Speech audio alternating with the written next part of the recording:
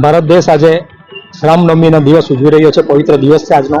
આ પવિત્ર દિવસે વાપીના અંદરમાં ઠેર ઠેર ભારત દેશના પ્રથમ આતંકવાદી નાથુરામ ગોડસેના પોસ્ટરો લગાડેલા છે.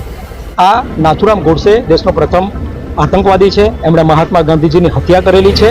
આવા નીચ પાપી આતંકવાદીના ફોટા લગાડીને આ દેશમાં આ જે સમિતિ છે એ શું સાબિત કરવા માંગી રહેલી છે એ સમજ નથી પડતી.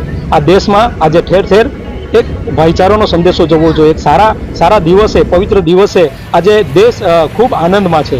તેવા સમયે આ એક જે સમિતિ છે એ કોણ સમિતિ છે જાણવાનો વિષય છે, પણ એ સમિતિએ આ દેશના પ્રથમ આતંકવાદીના ફોટા લગાડી ઠેર ઠેર આ પવિત્ર દિવસને કલંકિત દિવસમાં ફેરવી નાખ્યો છે, જે ખૂબ દુઃખદ છે.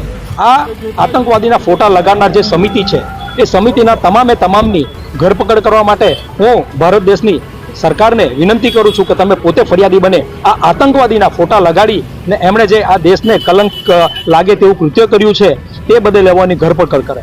જો ના કરશો તો આ દેશના અંદરમાં ઘણા શહીદ ભગતસિંહના પણ માનવાવાળા છે. એવા લોકો પણ છેલ્લે આવા જે ખોટું કૃત્ય કર્યું છે એવા સામે કાયદેસર પગલાં લેશે.